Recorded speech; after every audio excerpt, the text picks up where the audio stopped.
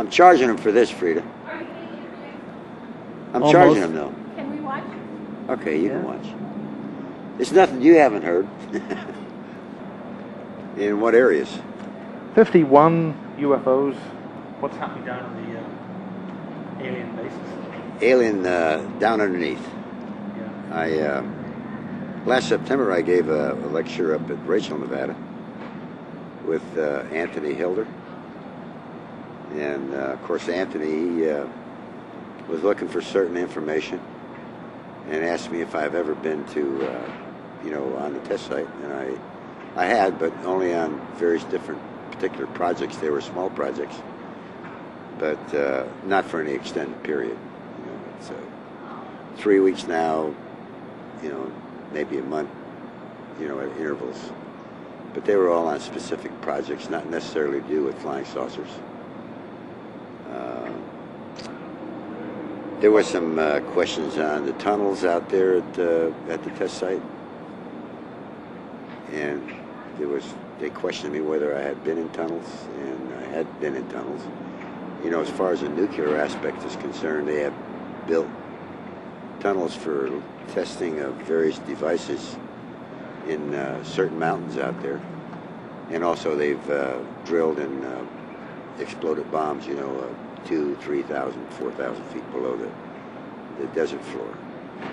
But on a specific tunnel that I was in, you could fit 2 locomotives going in either direction, plus a center road with a tractor-trailer truck for hauling parts and stuff. I know that of only one tunnel that I've been in where we did some testing of a particular item, and this was about approximately 6 miles into the mountain. In a facility in that mountain that was specifically set aside for my group and my team. Those particular items that I worked on was basically technologically some science that was related to flying disc, but not necessarily for a flying disc. It was for a different project. There's so many different projects out there, and of course the facility that I worked at, that there's just too numerous to mention. Plus I can't identify code names, and I can't identify companies, although there are a number of different representatives from various different companies that are completely involved in this alien technology and the transfer of technology for the new aircraft or the flying discs. You're talking about the Aurora or stuff like that? In some cases, the Aurora, where they tested various different devices. In some cases, the F-117, where they had applied some of this technology for the certain devices in the craft to more or less test them out, just like any other program that would test a new item out on something that we know how to fly, and it's a little bit different than a flying disc in that application. So what are the latest technologies that they're using out there, the latest craft? You mentioned earlier about simulators. I only had to do with simulators, and as you know, when they design a new craft or a company develops a new craft, there's always a simulator that's being built right alongside of the craft that they're going to fly. Whether it's the F-117 or the Aurora or any other new aircraft. Are there aliens out here at Area 51? I don't know of aliens out there at Area 51, though. There are aliens that I know of in other facilities throughout the country, but not at Area 51. There could be. I'm sure there is. The aliens that they have, there's only a few that are here. They're the Greys, or the grayish, so to speak, that type of thing. I don't understand this case about the reptilians. I know that where these individuals come from, it's not set up like here on Earth where you have the different races, the Chinese, Japanese, and so forth. The difference in those particular individuals, they're on different planets.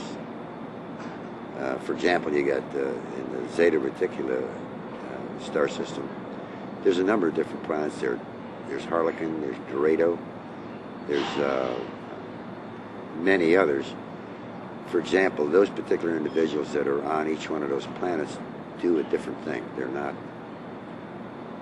not basically like we are set up here on Earth. Okay. Well, I guess you could say that. For example, I'm talking about religion now. You got Buddhism, and you got the Mideast, Arabic, religions and so forth and so on. And you got the Catholics and so forth. It's not necessarily like that. They only have one religion, and it's not the same as we know it. Theirs is more or less a spiritual type religion. They don't have a church they go to. They don't go to church every Sunday. It's nothing specific. How does one know that? Well, you have to go through a long period of I don't want to say acclimation, but it's a long period of understanding and knowing what questions to ask, and trying to understand how I got it. Okay, because that information, a lot of it is like asking me what they eat, or what do they want from us, and that type of thing. And each one of those from those different planets could be different in what they really want from this planet. It could be like, I don't understand the abduction scenario. I don't understand the various different, so they speak, number of different aliens that are supposedly coming here. From what I understand, there's maybe only no more than 6 different species, if that, and not the 70 or 73 that John Laird talks about. Mostly the facilities that are located in Arizona, New Mexico. Delsey? It's a possibility. So you're being non-specific, but they are in other areas. I don't know all of the areas. I've never been really underground to determine that. Okay, it's like I said, I was in one underground facility. It was out here at Area 50, not necessarily 51, but it was